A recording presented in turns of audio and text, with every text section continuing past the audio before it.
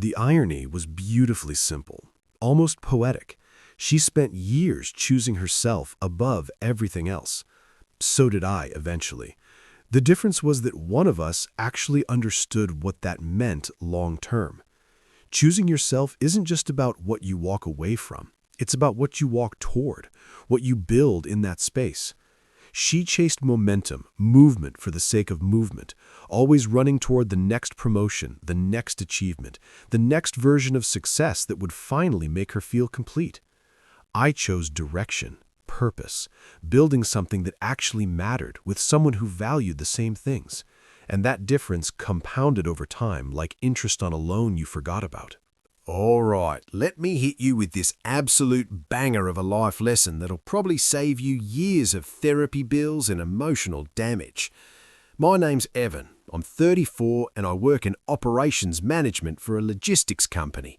Basically, I make sure shit gets from point A to point B without the entire system imploding like a poorly planned house party. Riveting stuff, I know. Real edge-of-your-seat entertainment. I live in some mid-sized Midwest city where excitement goes to die a slow, painful death.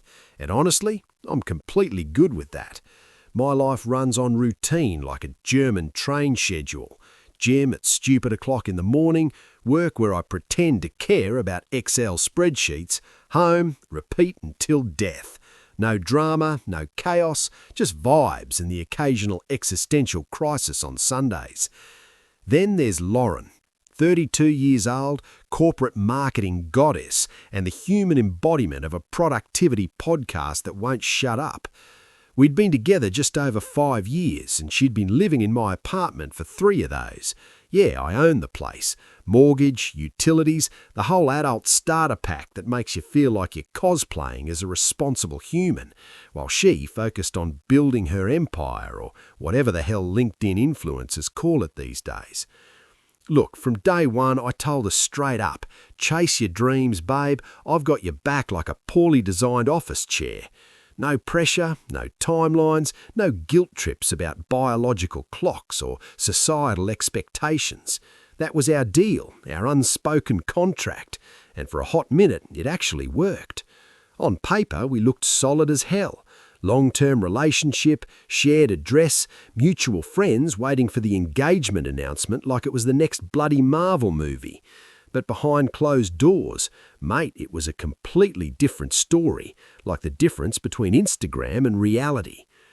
Lauren lived her entire life like she was speed-running existence on expert mode.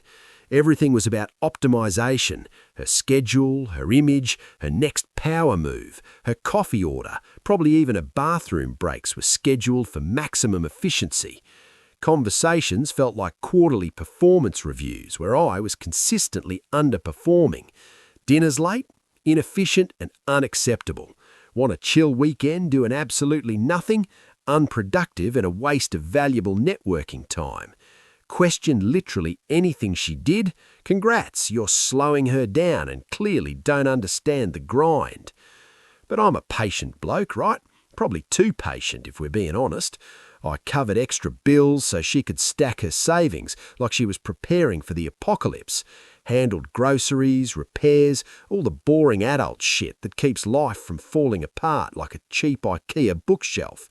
Told myself this was temporary, that once she felt secure in her career, she'd chill out a bit and we could actually enjoy life together. Spoiler alert, I was dead wrong, but we'll get there in excruciating detail. Here's the kicker though. Over time, her gratitude morphed into expectation, like some twisted evolution. What I did became what I was supposed to do. Started noticing how my actual needs were treated like inconveniences, like bugs in her perfectly coded life plan that needed to be debugged. What I didn't realise back then was that she'd already filed our relationship under useful resources instead of essential components. And once someone categorises you like that, everything else becomes a cost-benefit analysis where you're always coming up short. So after 5 years of this dance, I decided to propose. Not because I was desperate or scared of losing her or because all my mates were getting married. Nah, it came from clarity. I knew exactly what we had and what we didn't have. I wasn't confused or delusional, thinking she'd magically transform into someone else like some romantic comedy garbage. I just wanted to know if we were building toward the same bloody future, or if I was renovating a house she was planning to rent out and then abandon when a better opportunity came along. No big production, no Instagram moment, no flash mob, because honestly, who actually likes those except the people doing them? Just us in the apartment after a regular Tuesday dinner. I cooked. Nothing fancy, just pasta, because I'm not trying to impress MasterChef. We ate, and I told her I wanted to talk. She barely looked up from her phone, thumb scrolling through what was probably LinkedIn or some productivity app. Already a red flag the size of Texas, but whatever, I was committed. I told her I loved her, respected her hustle and ambition, was genuinely proud of how hard she worked, and wanted to marry her. Asked if she was ready to move forward together, build something permanent, all that serious relationship stuff. Her response? Immediate, sharp, and absolutely devastating in its efficiency. She didn't smile, didn't hesitate, didn't even have the basic human decency to look conflicted for like 5 seconds. Just sighed like I'd asked her to chair another pointless committee meeting about office supplies. Then came the words that'll probably be etched on my bloody tombstone. My career comes first. She went full corporate speak on me, which should have been my sign to just leave right then. Marriage would distract her from her goals. She wasn't ready and had no timeline for when she would be, couldn't afford to slow down right now in this competitive market. The tone wasn't emotional or apologetic or even remotely human. It was managerial, cold, clinical, like she was declining a meeting invite or rejecting a budget proposal. Utterly devoid of any concern for how it landed on my end. No curiosity about compromise. No acknowledgement that maybe, just maybe, this was kind of a big deal. Just a clear statement of priority where I ranked somewhere below her next promotion. And honestly, I just listened. Didn't interrupt, didn't plead my case like some desperate contestant on a reality dating show. When she finished her corporate rejection speech, probably rehearsed knowing her, I said one word. Understood. That's it. No arguments, no negotiation, no attempting to convince her that marriage wouldn't torpedo her precious LinkedIn profile or tank her personal brand. Because here's the thing that took me too long to learn. When someone tells you exactly where you rank in their life, believe them the first bloody time. Don't waste years trying to decode it or hoping they'll have an epiphany during a sunset or whatever romantic nonsense we're sold. But here's what was genuinely wild. My immediate acceptance seemed to unsettle her more than the actual proposal did. She looked almost disappointed that there was no debate, no drama, no groveling or begging. She started explaining herself again, different words, same message, like she needed me to fight back to validate her decision, like my resistance would prove she was making the right choice. I didn't engage. What's the point in arguing with someone who's already made up their mind? Next morning, she told me she needed space to focus. Corporate speak for I want out. Reminded me the apartment was mine, thanks for that groundbreaking insight, babe, and said she'd move out. And she did. Efficiently, of course, because everything she did was efficient. No tears, no dramatics, no emotional breakdowns, just logistics. Just schedules and boxes and systematic packing like she was wrapping up a failed business venture. When she left, she hugged me like a colleague finishing a contract, professional, detached. Absolutely mental when you think about it. 5 years reduced to a professional handshake equivalent. Within weeks, maybe days if I'm honest, her social media turned into this whole performance piece. Posts about independence, choosing herself, self-made success, new outfits that probably cost more than my car payment, new routines, new everything. Every caption screamed, "Look how free I am," with the energy of someone trying really hard to convince themselves more than their audience. I muted her immediately and just kept living my life. Not waiting, not wallowing, not posting cryptic song lyrics at 2 a.m., didn't explain myself to mutual friends who came sniffing around for gossip like vultures. Anyone who asked got a simple answer. We wanted different things. End of story. No elaboration needed. But Lauren? Oh, Lauren became loud, like obnoxiously loud. upgraded apartments almost immediately. New building with a doorman, better lighting for her Instagram aesthetic, rooftop photos for the gram showing her living her best life, gym selfies with motivational quotes about grinding and hustle culture, LinkedIn posts about leveling up and knowing your worth, Instagram captions about outgrowing comfort and choosing ambition over complacency like she'd discovered some revolutionary concept. It would have been genuinely impressive if it didn't feel so incredibly pointed, like every post was a passive-aggressive jab. Some people reached out asking if I was all right, which was nice, I guess. Apparently, she'd been spinning this narrative where I was trying to hold her back, that I was too traditional, risk-averse, not aligned with her future, basically painting me as the villain in her hero's journey. I let it ride. Her story, her problem. Correcting people's misconceptions felt like more effort than it was worth. What stood out to me, though, was how Lauren's independence posts constantly mentioned peace while sounding absolutely furious. How her success was framed as escaping something terrible rather than building towards something good. How stability was treated like a trap she'd narrowly avoided by gnawing off her own leg. Meanwhile, I'm over here just living? Wild concept, I know. The first few weeks after she moved out were properly weird, not gonna lie. The apartment was quiet in this unnatural way at first. No slammed cabinets at random hours, no pacing at 2 a.m. while she rehearsed work presentations to the ceiling like a lunatic. No passive-aggressive comments about efficiency or wasted time whenever I wanted to relax. Just space. Actual, breathable space that didn't feel suffocating. I kept my routine, work, gym, cooking at home, and sleeping properly for what felt like years. Didn't make announcements about my healing journey, didn't perform my recovery for an audience of people who didn't actually care. Anyone who asked got the same short answer.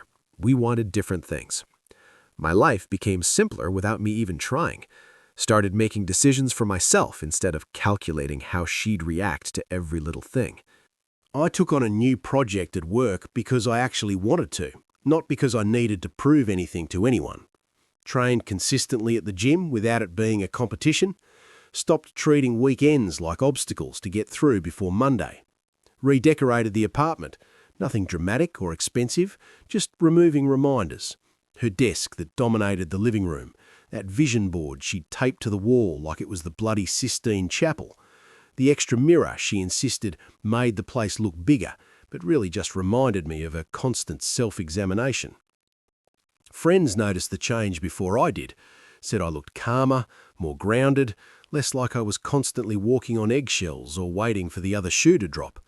I didn't feel like I'd won anything, I just felt aligned for the first time in years, like my life actually made sense. Every few months I'd hear something through the grapevine. You know how it is, mutual friends who can't help themselves, a promotion that didn't pan out, team restructure that screwed her over, a new relationship that imploded quickly, usually because the bloke realised she was married to her job, not him. Always framed as her choosing growth over settling, which is just corporate speak for shit didn't work out, but I need to spin it positively. I never reached out, not once, not even when I was 3 beers deep and feeling sentimental or curious. Because what's the point? That chapter was closed. Book returned to the library, late fees paid. Years passed faster than I expected, the kind of fast that only happens when your life stops revolving around someone else's orbit, when you're not constantly adjusting your trajectory to match theirs. And somewhere in that stretch of time, without drama or some grand plan, or using dating apps like a full-time job, I met my wife. Her name's Maya, and she was different immediately. Not in flashy, obvious ways that scream, look how different I am, but in these subtle, consistent ones that actually matter when you're building a life. She listened without just waiting for her turn to talk, asked follow-up questions that showed she actually gave a damn. Didn't treat conversations like chess matches where someone has to win and someone has to lose. We took things slow because neither of us was running from anything or trying to prove a point to ex-partners or social media followers. Over time, I noticed how bloody easy decisions felt with her. Not because we agreed on everything, we didn't, we're not clones, but because disagreement didn't turn into a power struggle or a referendum on someone's worth or value. When work got mental for me, she adjusted without keeping score or throwing it back in my face later. When her schedule changed, I supported it without needing a medal or constant recognition. There was no scoreboard, no points system, no quarterly reviews about who contributed what. We moved in together after a year, not because it was the next step in some relationship playbook written by people who don't know us, but because we already lived like it made sense. The apartment felt shared in a way mine never had before. Not his place where she also lives, but genuinely ours. When I proposed to Maya, her response wasn't excitement or fear or some dramatic movie moment with tears and screaming. It was certainty. Simple, clear certainty. She said yes without caveats, without disclaimers about timelines or career distractions, without treating it like a business decision that needed multiple stakeholder reviews and a risk assessment. That contrast stayed with me, not in a bitter way, just as this stark reminder that the right person doesn't treat loving you like a sacrifice or a distraction from what really matters. We built a life that was quiet on purpose, which apparently is controversial in the age of constant social media performance. Predictable mornings with coffee and actual conversation, planned weekends that we both looked forward to, financial goals we actually discussed openly instead of treating money like a taboo subject that causes World War III. No social media performance, no need to prove to strangers that we were thriving or winning at life. We just were, and that was enough. I hadn't thought about Lauren in ages when I heard her name again. Some former coworker mentioned she'd left another company, something about restructuring, burnout, misalignment with company values. The words were familiar, corporate speak for shit didn't work out, and I'm spinning it. It didn't trigger anything emotional in me, just this mild recognition, like hearing about a TV show I used to watch but can't really remember the plot of anymore. Then one random Tuesday afternoon, always a Tuesday, isn't it? My assistant said someone was asking for me at reception. No appointment, no heads up, just said she knew me. I walked out and immediately clocked her. Lauren looked rough, mate. Genuinely rough. Thinner, tired. Not the kind of tired a good weekend or a spa day sorts out, but the existential kind that sleep can't touch. The kind that lives in your bones. Her clothes were expensive, designer probably, but she wore them differently now. Less confident, more defensive, like armor that didn't quite fit anymore or had lost its protective qualities. She smiled like we were resuming a paused conversation, like 5 years hadn't passed, like she could just waltz back in. Said she was in the area, sure, Jan, my office is totally on the way to somewhere, and thought it would be nice to catch up, reconnect, all that casual language that's supposed to minimize the weirdness. I suggested we talk briefly, not out of anger or spite, just boundaries, healthy adult boundaries that I'd learned to set. She followed me into a conference room like she used to follow opportunity, that same purposeful walk. That's when the past finally knocked on my door, and for the first time, I was already somewhere else entirely. We sat across from each other at the small conference table, neutral space, glass walls so people could see in, midday light that was unflattering and honest, zero intimacy to lean on or nostalgia to cloud judgment. Lauren started talking immediately, rapid-fire words about how surprising it was to see me there, how she always knew I'd do well, patronizing much, how life had been busy and unpredictable, which is code for messy. I let her talk. Sometimes silence is the best response, the most powerful tool in your arsenal. She asked if I was still in the apartment, probably hoping I was stuck in the same place, validating her choice to leave. I told her no, that I was married now. The word landed like a brick through a window. Not for me, for her. She paused mid-thought, blinked like she was buffering, then smiled way too quickly, that fake smile people do when they're dying inside. Said, "Congratulations," like she was reading off a script someone handed her, then asked what my wife did, already comparing, already calculating. I answered simply, no elaboration. She nodded, filing it away in whatever mental spreadsheet she maintained. Then the tone shifted dramatically. She started talking about how hard the last few years had been, and I mean really unpacking it like we were in therapy. How the industry changed and left her behind, how leadership promised things that never materialized, those promotions that were just around the corner but never arrived, how relationships were complicated when you're driven, which is code for nobody wanted to deal with my baggage.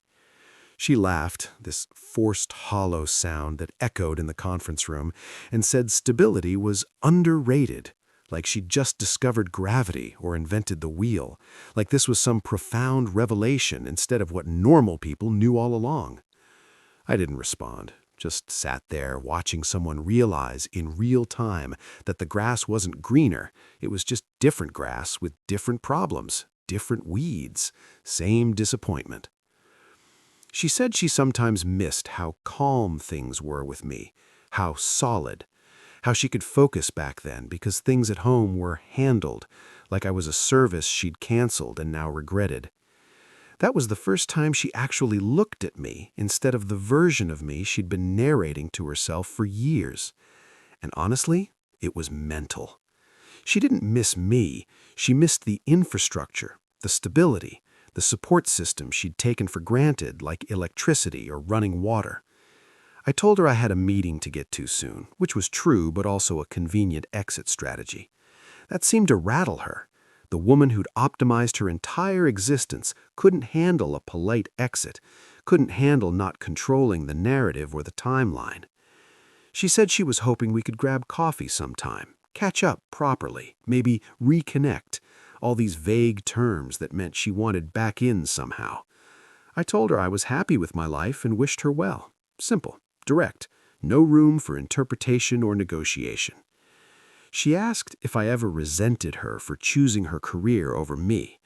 I said no, and I meant it. I respected her choice. It was her right to make it. I just made my own choice in response.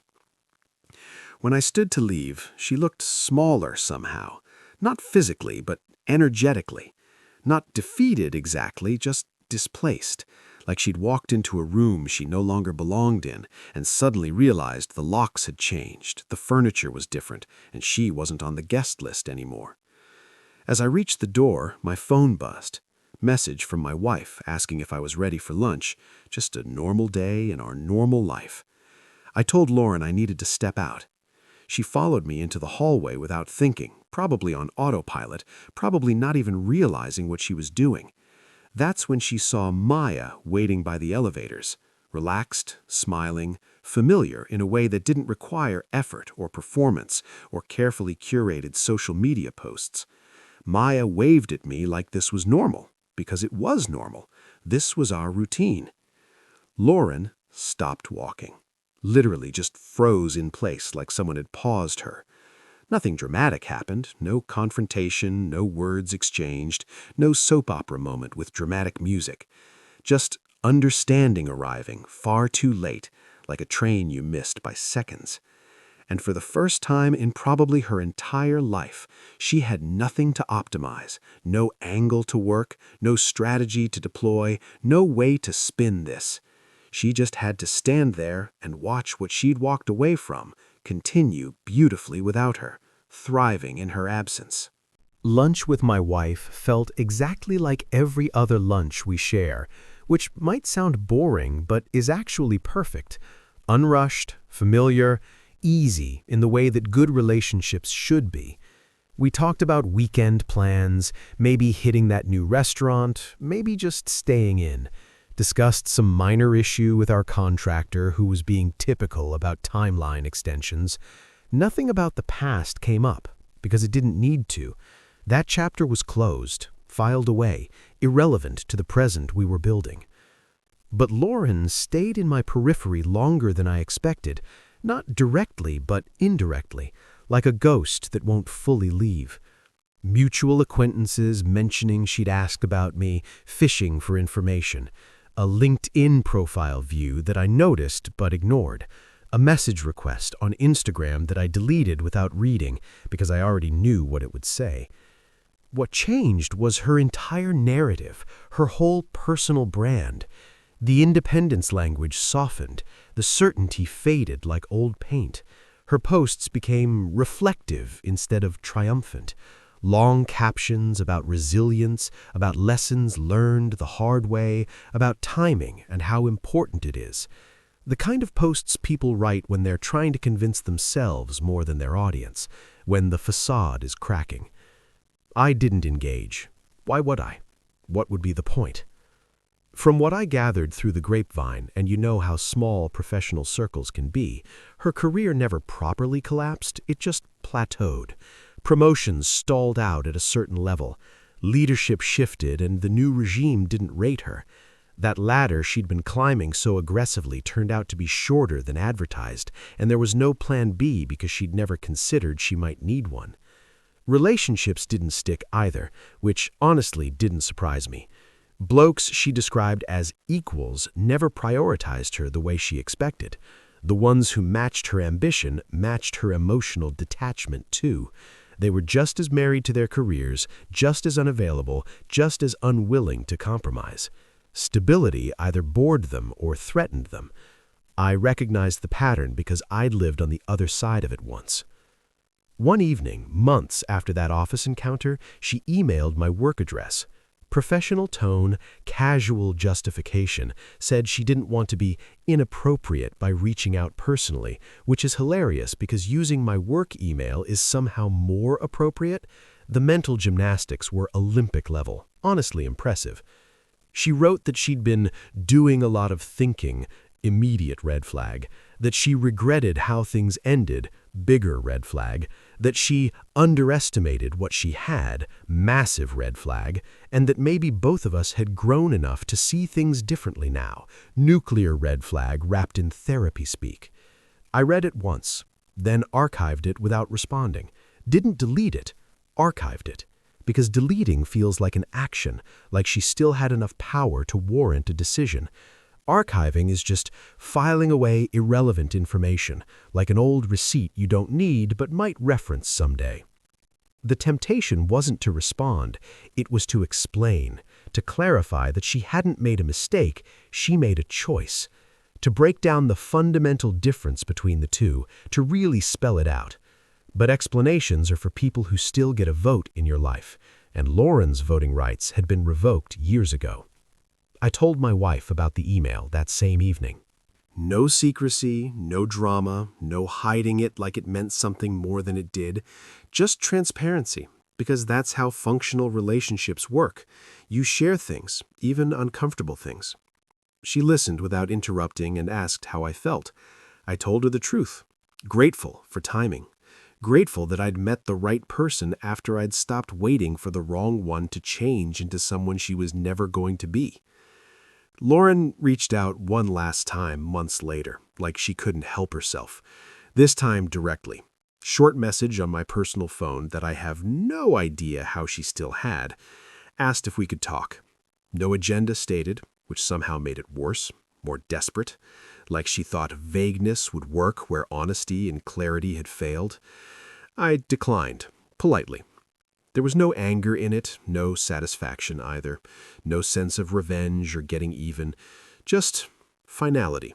The kind you feel when you close a book you've already finished and have no intention of rereading. The irony was beautifully simple, almost poetic. She spent years choosing herself above everything else. So did I, eventually. The difference was that one of us actually understood what that meant long term. Choosing yourself isn't just about what you walk away from, it's about what you walk toward, what you build in that space. Time has this way of flattening things once emotion gets removed from the equation, once you're no longer in the thick of it. What felt absolutely pivotal years ago became background noise, became just another thing that happened. My life moved forward in these small, deliberate increments that added up faster than expected, compounding like interest.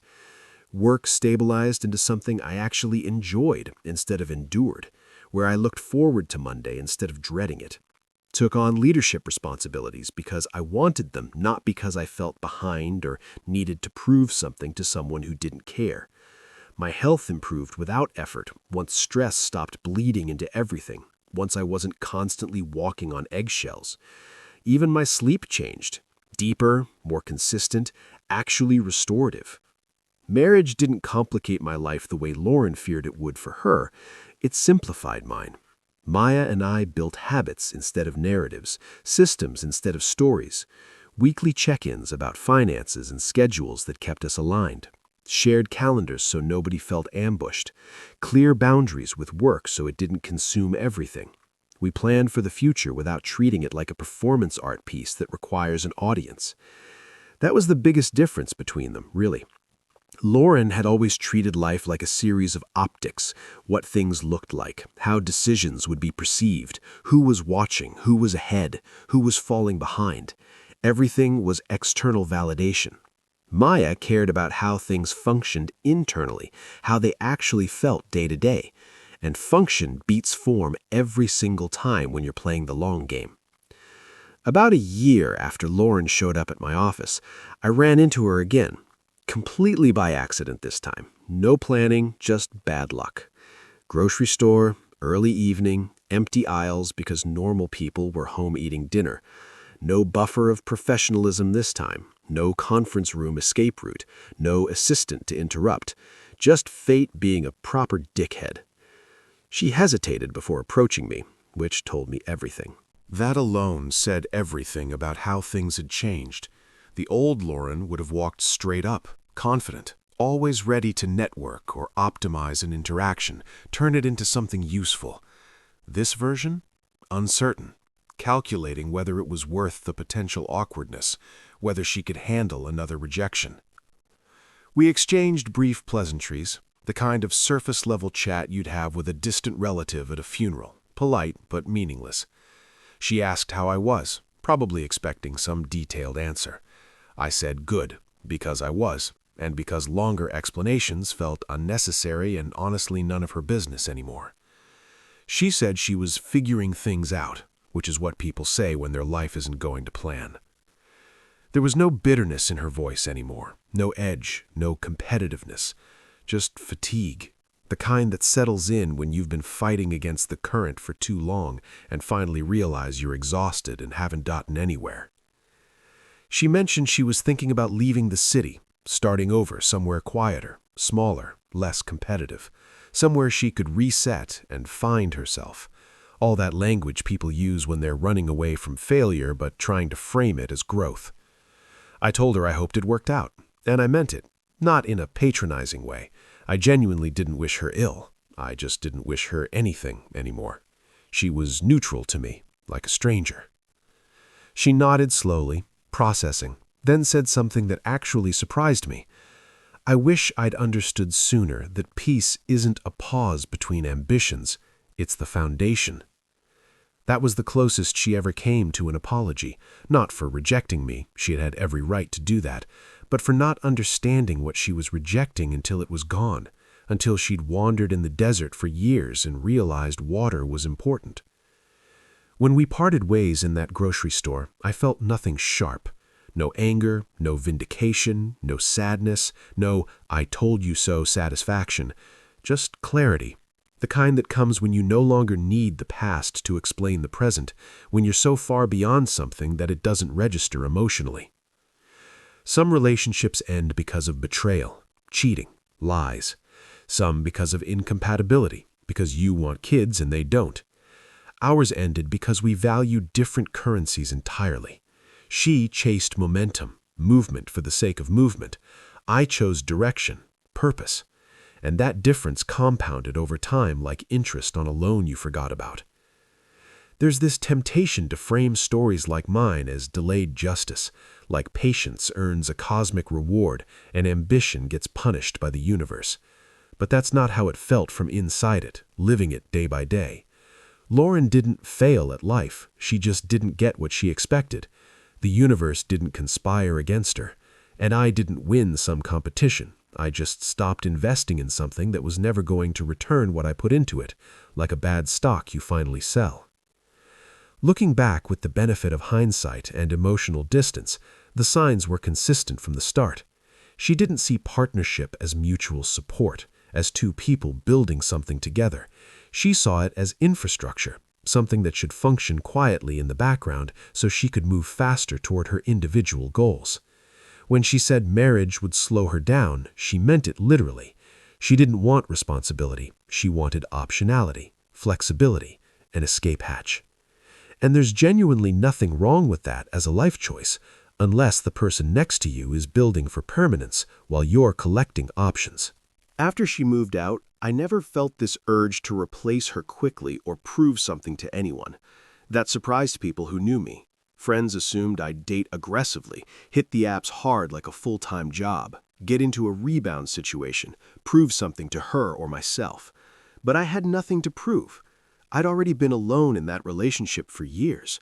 Her moving out just made it official. The time that followed wasn't dramatic. No glow-up montage, no revenge arc, no transformation video set to inspirational music that goes viral. Just consistency. Day after day of showing up, doing the work, building something real. And consistency compounds quietly, like wealth or wisdom or good habits that nobody notices until years later. Lauren used to talk about being terrified of getting stuck, of stagnating, of not living up to her potential. What she never realized was that she was always moving laterally, not forward. New roles, new cities, new relationships, same fundamental instability underneath. Different scenery, same story, same patterns repeating. Meanwhile, my life narrowed in the best possible way. Fewer variables, clearer priorities, stronger foundations, less chaos, more intention. When I married Maya, it wasn't a declaration or a statement to anyone. It was alignment formalized. Two people who wanted the same things, making it official, signing the contract. Lauren saw that for the first time in my office hallway. Not the ring, not the title, not the Instagram-worthy moment she would have documented. She saw the ease, the comfort, the natural flow between Maya and me. And ease is what ambition without peace cannot fake, no matter how good your personal brand is, no matter how many followers you have. That was the moment she understood she hadn't been replaced by a newer model. She'd been outgrown, left behind, and there was nothing left to say after that, only acceptance for both of us. The strange thing about closure is that it rarely announces itself with trumpets and speeches and dramatic confrontations. It doesn't come with those long conversations that wrap everything up with a neat bow and movie credits. Most of the time, it arrives quietly, after the last emotional charge has already burned out and you're just left with facts. That grocery store encounter was the last time I saw Lauren in person. After that, she faded from my awareness entirely, like a photograph left in the sun. No more updates through mutual friends, no more accidental reminders, just absence. And absence, I learned, isn't loss when nothing essential is missing. My life settled into something intentional, something built rather than stumbled into. Mornings with coffee and shared silence that's comfortable, not awkward. Evenings that didn't feel like negotiations or tactical discussions about whose turn it was to compromise. Disagreements that ended with solutions instead of scorekeeping or bringing up past grievances.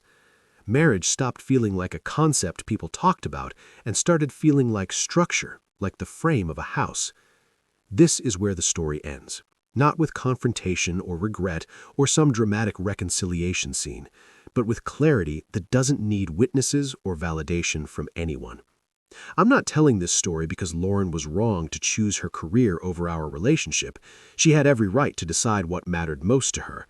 I believed her when she said marriage would slow her down, and I respected that enough to step aside without argument or negotiation or trying to change her mind.